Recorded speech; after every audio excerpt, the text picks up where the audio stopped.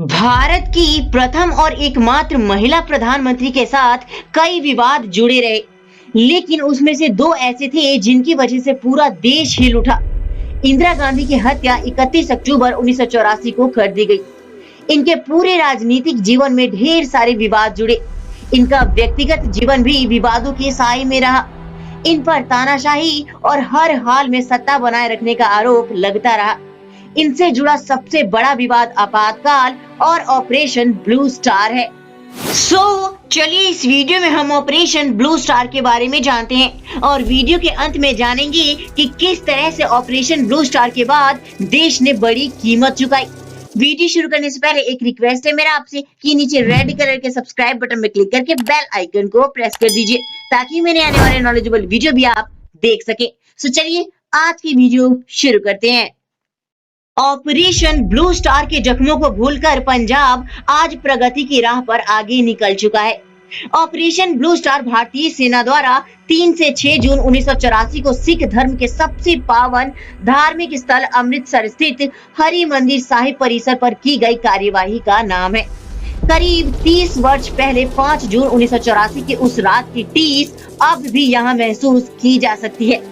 तत्कालीन प्रधानमंत्री इंदिरा गांधी ने स्वर्ण मंदिर में छिपे चरमपंथियों के खिलाफ सैनिक कार्यवाही का आदेश दे दिया, जो ऑपरेशन ब्लू स्टार के नाम से चर्चित हुआ। 5 जून को सेना ने टैंकों की आड़ में स्वर्ण मंदिर पर धावा बोल दिया। देश में पहली बार आस्था के सबसे बड़े मंदिर को आतंकियों के चंगुल से छुड़ाने के लिए हथियारबंद होकर पहुंची सेना ने मंदिर को आतंकियों से आजाद कराने में सफलता तो हासिल कर लिया, लेकिन साथ ही गहरे जख्म भी दे गया। इस कार्यवाही में लगभग 800 चरमपंथी और 200 जवान मारे गए। बाद में इंदिरा गांधी को इसकी कीमत उन्हें अपनी जान देकर चुकानी पड़ी। 5 जून 1984 को समय शाम 7 बजे ऑपरेशन ब्लू स्टार शुरू हो चुका था। सेना का मिशन अमृतसर के स्वर्ण मंदिर को जरनैल सिंह भिंडरावाले और उनके समर्थकों के चंगुल से छुड़ाना था। सिख चरमपंथी नेता संत जरनैल सिंह भिंडरावाले ने स्वर्ण मंदिर में ही शरण ली थी। बातचीत से बात न बनी तो सेना ने स्वर्ण मंदिर को चारों ओर से घेर लिया। मंदिर परिसर के बाहर दोनों ओर से रुक रुक कर गोलियां चल रही थी। सेना को जानकारी थी कि स्वर्ण मंदिर के पास की 17 बिल्डिंगों में आतंकवादियों का कब्जा है, इसलिए सबसे पहले सेना ने स्वर्ण मंदिर के पास होटल टेम्पल व्यू और ब्रह्मा बूटा अखाड़ा में धावा बोला, जहां छिपे आतंकवादियों ने बिना ज्यादा विरोध किए समर्पण कर दिया। रात 10:30 बजे के करीब शुरुआती सफलता के बाद सेना ऑपरेशन ब्लू स्टार के अंतिम चरण के लिए तैयार थी। Commanding officer major general K S. Brar ने अपने कमांडो को उत्तरी दिशा से मंदिर के भीतर घुसने के आदेश दिए, लेकिन यहाँ जो कुछ हुआ उसका अंदाजा बरार को नहीं था। चारों तरफ से कमांडो पर फायरिंग शुरू हो गई। मिनटों में 20 से ज्यादा जवान शहीद हो गए। जवानों पर अत्याधुनिक हथियारों और हैंड ग्रेनेड से हमला किया जा रहा था। अब तक साफ हो चुका था कि बरार को मिली इंटेलिजेंस सूचना गलत थी। सेना की मुश्किलें बढ़ती जा रही थी। हरमिंदर साहिब की दूसरी ओर से भी गोलियों की बारिश हो रही थी, लेकिन बरार को साफ निर्देश थे कि हरमंदिर साहिब की तरफ गोली नहीं चलानी है। नतीजा ये हुआ कि सेना की मंदिर के भीतर घुसने की तमाम कोशिशें बेकार गई और घायलों और मृतकों की संख्या बढ़ने लगी। आधी रात तक सेना मंदिर के अंदर ग्राउंड फ्लोर भी साफ नहीं कर पाई थी। बरार ने अपने 2 कमांडिंग अफसरों को आदेश दिया कि वो किसी भी तरह पहली मंजिल पर पहुंचने की कोशिश करे। सेना की कोशिश थी किसी भी सूरत में अकाल तख्त पर कब्जा जमाने की, जो हरमंदिर साहिब के ठीक सामने है। यही भिंडरावाले का ठिकाना था, लेकिन सेना की एक टुकड़ी को छोड़कर कोई भी मंदिर के भीतर घुसने में कामयाब नहीं हो पाया था। अकाल तख्त पर कब्जा जमाने की कोशिश में सेना को एक बार फिर कई जवानों को जान से हाथ धोना पड़ा। सेना की रणनीति बिखरने लगी थी। तमाम कोशिशों के बाद अब साफ होने लगा था कि आतंकवादियों की तैयारी जबरदस्त है और वो किसी भी हालत में आत्मसमर्पण नहीं करेंगे। सेना अपने कई जवान खो चुकी थी।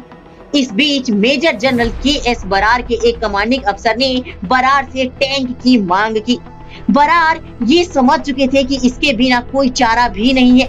सुबह होने से पहले ऑपरेशन खत्म करना था। बरार को सरकार से टैंक इस्तेमाल करने की इजाजत मिली, लेकिन टैंक इस्तेमाल करने का मतलब था मंदिर की सीढ़ियां तोड़ना, सिखों के सबसे पवित्र मंदिर की कई इमारतों को नुकसान पहुंचाना।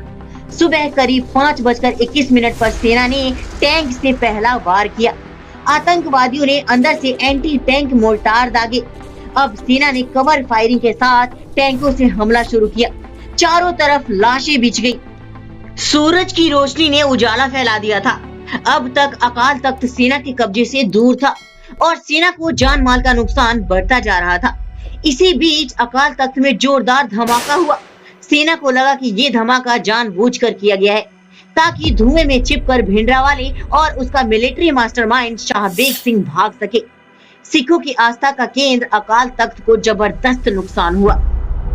अचानक बड़ी संख्या में आतंकवादी अकाल तख्त से बाहर निकले और गेट की तरफ भागने लगे, लेकिन सेना ने उन्हें मार गिराया।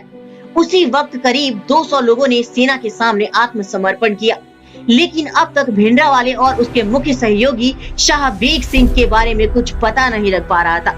भिंडरावाले के कुछ समर्थक सेना को अकाल तख्त के भीतर ले गए, जहां 40 समर्थकों की लाश के बीच भिंडरावाले, उसके मुख्य सहयोगी मेजर जनरल शाहबेग सिंह और अमरीक सिंह की लाश पड़ी थी।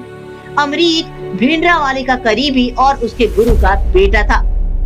6 तारीख की शाम तक स्वर्ण मंदिर के भीतर छिपे आतंकवादियों को मार गिराया गया था, लेकिन इसके लिए सेना को बड़ी कीमत चुकानी पड़ी।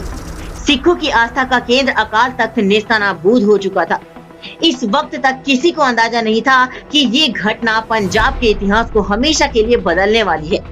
स्वर्ण मंदिर के बाद मंदिर परिसर के बाहर की बिल्डिंगें खाली करवाने में सेना को ज्यादा मशक्कत नहीं करनी पड़ी।